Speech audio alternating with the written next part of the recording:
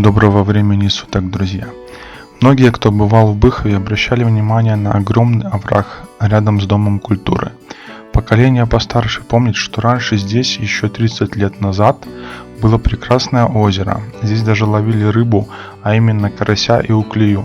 Старожилы рыбаки рассказывали, что была попытка даже запустить щуку, но для нее здесь было мало кислорода зимой, и она погибла. Местным руководством в 90-х было принято решение очистить водоем от мусора, который скопился на дне. Вода была откачана из озера, мусор был убран, но ценой этому мероприятию стал сам водоем. Вместе с мусором был убран слой глины, который удерживал воду.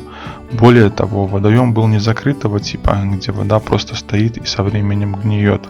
Напротив, он был соединен подземными водами с другими водоемами и регулировался посредством этих подземных источников. Видимо, и этот бивший из земли ключ был также уничтожен в процессе очистки дна, либо высох со временем. Руководство пыталось наполнить этот овраг водой, но вода уходила без глиняного слоя.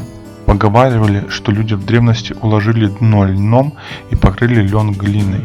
Именно таким образом был образован водоотталкивающий слой, который не позволял воде уйти. Почему вместо того, чтобы бездумно лить воду в образовавшийся овраг после очистки и видя, что вода уходит, никто не предпринял попытку создать такой слой на дне? Сейчас дно и бывшие берега зарастают кустарником и травой. Летом по дну гуляет конь, и местные жители косят траву для домашнего скота. Зимой овраг используется как горка для катания детей по снегу. Как видите, берега былого озера имели высоту порядка 5-7 метров. В ходе моего исследования я узнал, что оказывается это озеро было частью крепостного вала. Этот вал представлял собой труднопроходимую защиту во время атаки на поселение. Таким образом, при утрате самого озера мы утратили часть истории нашего родного края.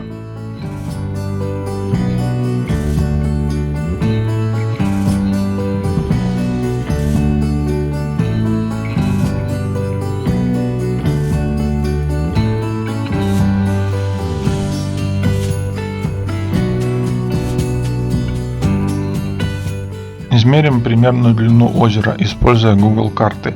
Ссылка на координаты озера будет в описании к видео. Как видите, длина составляет более 130 метров. Двигаемся дальше и переходим через дорогу. Левее мы можем увидеть холм и второй овраг. Хотя все это не очевидно, и время сделало свое дело. К слову, здесь тоже раньше стояла вода на дне. Сейчас холм покрыт с одной стороны обильной растительностью, и трудно что-то рассмотреть через нее.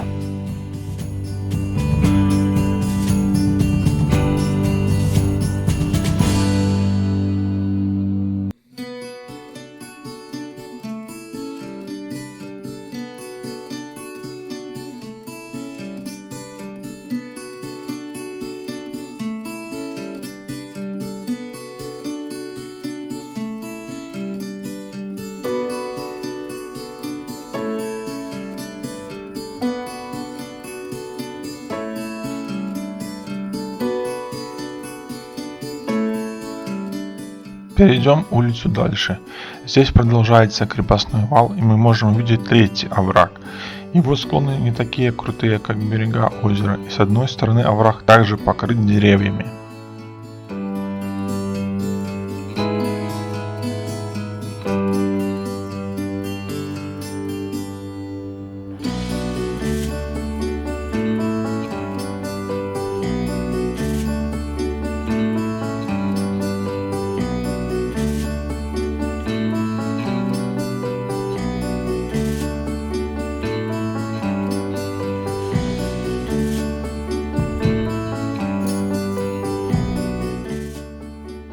Все три оврага представляют из себя части одного оборонительного комплекса. Обозначим на Google карте Мертвое озеро, второй овраг, третий овраг. Здесь располагаются руины замка. Восточная сторона полностью стоит на холме. Соединим то, что у нас получилось с северной стороны, и с южной стороны. мы получаем примерные очертания крепостного сооружения.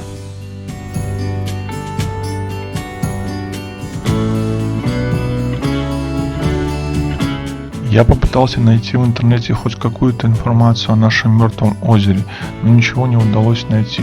Однако было два сайта, на которых статьи были раньше, но при переходе на которые я увидел, что статей уже нет. Первый сайт 6tv.by показал, что страница не найдена. Второй сайт Могилев.онлайн показал то же самое, что страница не найдена. Видимо, Google закэшировал их, так как в коротком описании к статьям упоминается озеро и овраг. Воспользовавшись интернет-архивом Wayback Machine, мне удалось прочесть обе статьи про Мертвое озеро. Ссылки будут в описании. В одной из них рассказывалось то, о чем я поведал выше, а именно, что озеро было осушено, убрано от мусора и осталось невосстановленным. В другой был проведен опрос среди местного населения. Все высказались за восстановление озера. Я бы тоже хотел, чтобы оно было восстановлено. Подписывайтесь на канал, ставьте лайки. Если есть что сказать, пишите в комментариях. До новых встреч!